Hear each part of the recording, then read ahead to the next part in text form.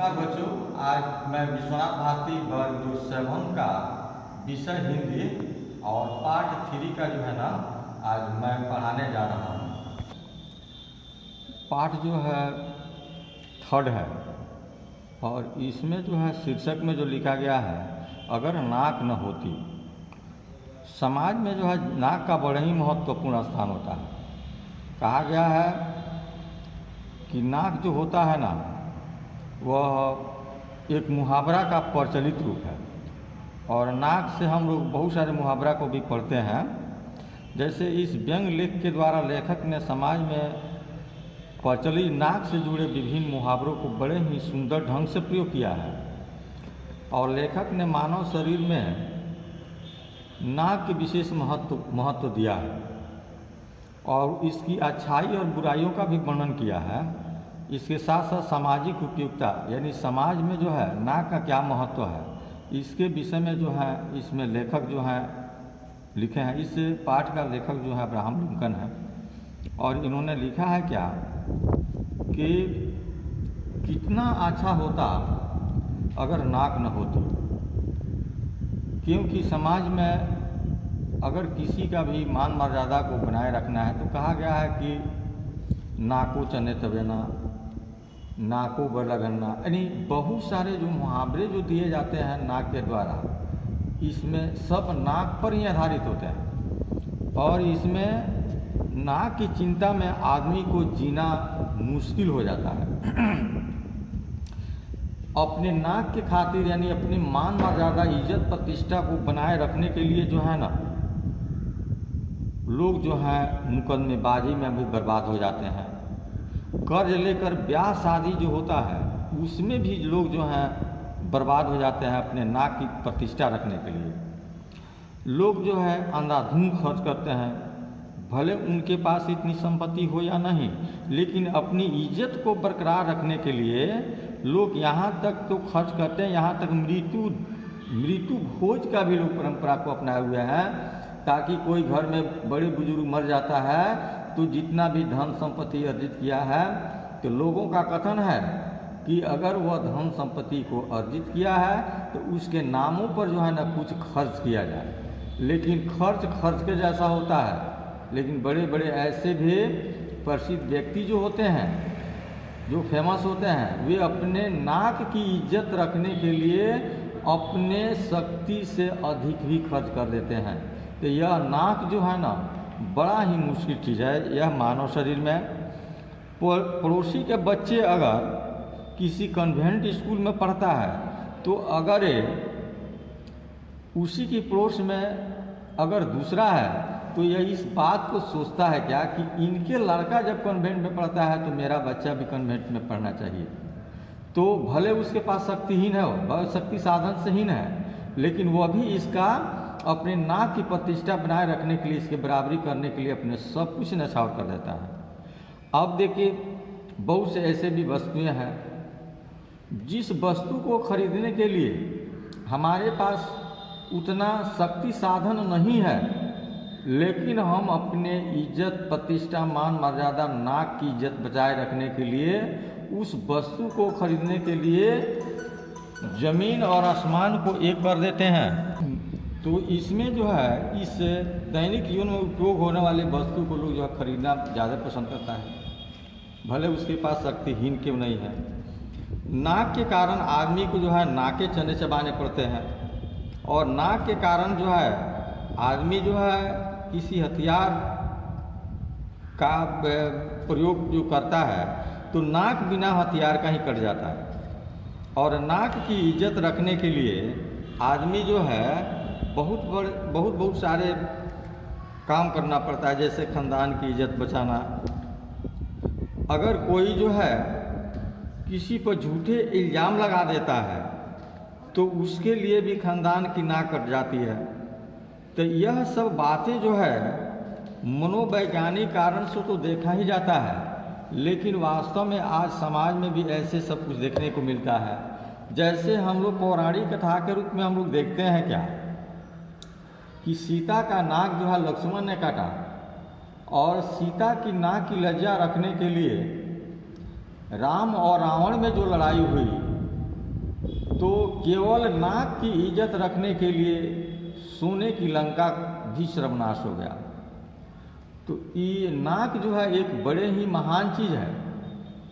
उसी प्रकार जो है द्रौपदी और कौरवों में जो द्रौपदी की जो चीरहरण हुआ था, उसमें नाक की लाज रखने के लिए पांडव और कौरवों में जो लड़ाई हुई, तो कौरव जैसे वंश का भी नाश हो गया। यह सब नाक की प्रतिष्ठा की ही बात है। इसलिए नाक जो है हमारे जीवन में बड़े ही महत्वपूर्ण चीज़ होता है। ऐसे गुस्सा आता है तो नाक पर ही आता है, और आदमी गुस्सा का जब संकेत देता है तो सबसे पहले नाक पर ही आता है, और नाक के द्वारा ही कोई दूसरे आदमी जो है महसूस करता है क्या कि गुस्से में है।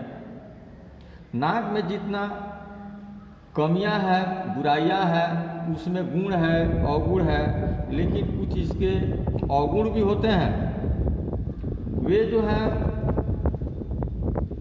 नाक जो है एक ऐसी चीज़ है कि जो गंध को देख करके क्या है, भौं सिकड़ाने लगती है। गंध जब उसके नाकों में प्रवेश करता है तो भौं सिकड़ाने लगती है। नाक चपटी है, पकौड़ी की जैसी है, किसी प्रकार की है, लेकिन नाक नाक ही होता है। और नाक जो है, नाक के द्वारा जो है हम लोग बड़े बड़े चीज़ों को कर पाते हैं।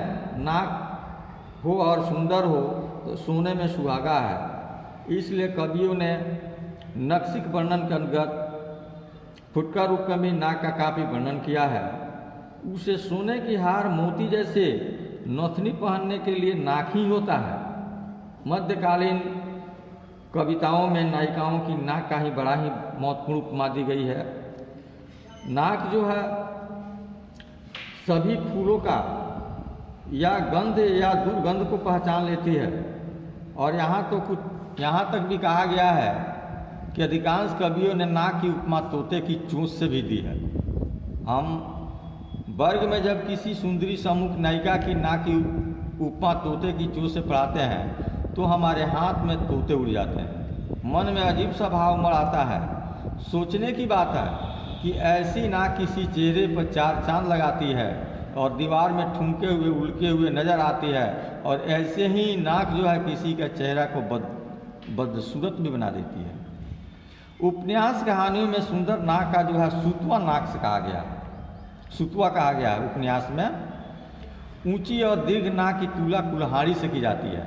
छोटी और सुकोमल नासिका को भेड़ के नाक से संज्ञा दी जाती है। यानी नाक का सुंदरता की वर्णन जो है इसमें लेखक ने किया है।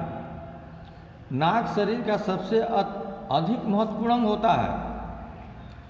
चित लेकर देखे तो यह बात अपने आप सिद्ध हो जाता है कि हाथ, पाँव, मुंह, कान, आँख जितने भी है सभी ऊंचे स्थान को होते हैं। चूँकि इनको हम लोग ज्ञानेंद्रिया के अंतर्गत लाते हैं शरीर में।